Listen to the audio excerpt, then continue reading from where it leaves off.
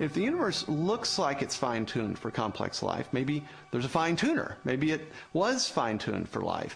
If you didn't have the electromagnetic force, you would have no bonding between chemicals. You'd have no light, and the list goes on. So you need all these sorts of fundamental principles have to be in place in order for life to occur. Wipe out one of those principles, wipe out one of those laws, no life. Okay, so he's saying that there's only one unique way for life to exist. This, of course, is purely speculative creationist tosh. To demonstrate this point, I'm going to go to the microscopic level of molecular dynamics. Shown is a molecular dynamics simulation of the bee sting protein called melatonin. These simulations are routinely used and are very useful for the interpretation of experimental results and the predictions of microscopic behaviors of such systems. It's a well-established and mature field of chemistry. There's just one thing.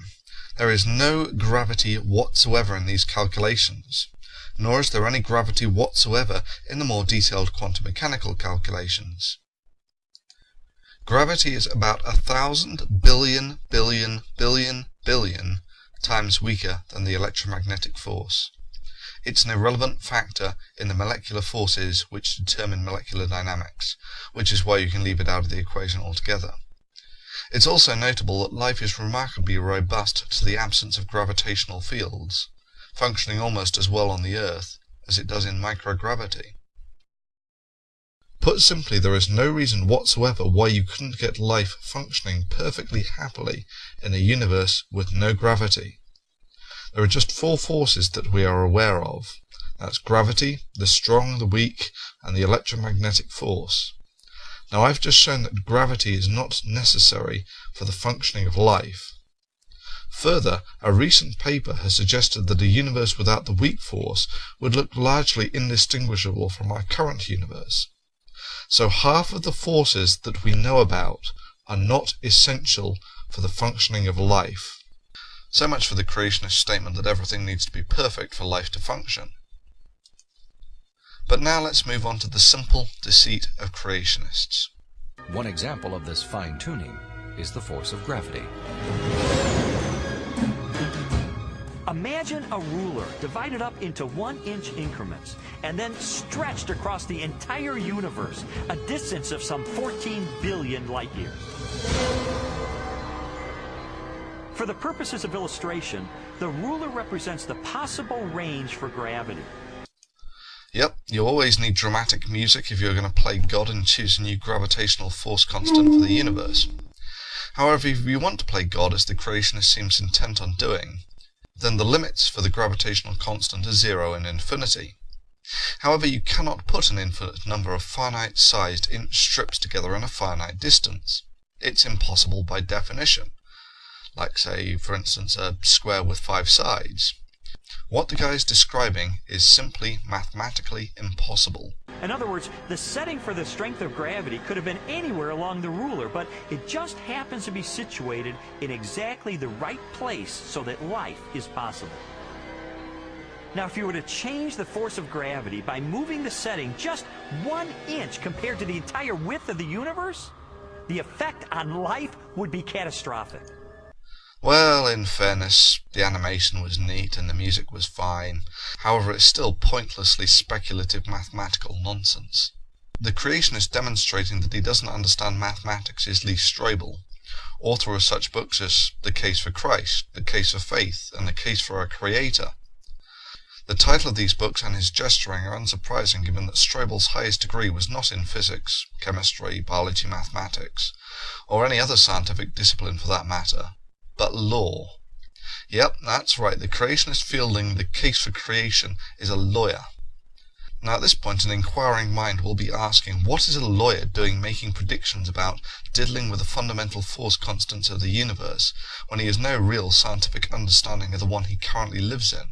In this sense, Strobel's mathematically impossible speculation on the gravitational constant has about as much academic credibility as a burger flipper lecturing a brain surgeon on cerebral aneurysms.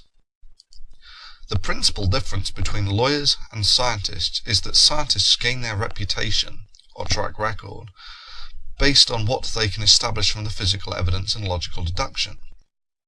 However, for lawyers, truth is an irrelevance, as the criterion that determines a successful lawyer is their ability to present a successful case, not their ability to establish truth. Although obviously it helps for those who harbour a conscience if the two coincide once in a while. You want answers? I think I'm entitled. You want answers? I want the truth! You can't handle the truth! But let's take another look at this case for a fine-tuned universe. There's about 75 cubic kilometres of life on Earth, while the volume of the Earth is approximately 1 trillion cubic kilometres. That means that by volume the Earth is approximately 1/1000000000% life. For me, this device is an example of fine-tuning. For this object, each of the 1,000 billion atoms are fine-tuned, for the purpose of human transport. Now if you found a rock of comparable size and found a fleck of iron in it the size of a pinhead, that's approximately the equivalent volume fraction of life on Earth, would you conclude that the rock was fine-tuned for the purpose of being a car? So why would you conclude that the Earth is fine-tuned for the purpose of life? However, it's better than that, as the creationists in this video go on to argue that we are the only life in the Milky Way. Fantastic! The volume between us and the nearest galaxy is about 5 × 10⁵ cubic kilometres. That means that the creationists are happy to argue that something where you find one part in 10⁵ that works means that that object is fine-tuned for that purpose.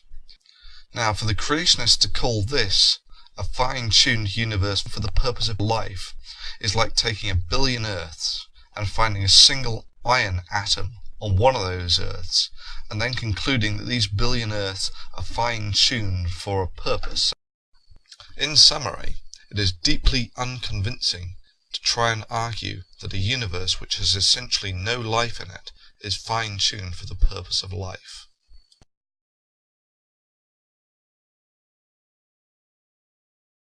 Wipe out one of those laws.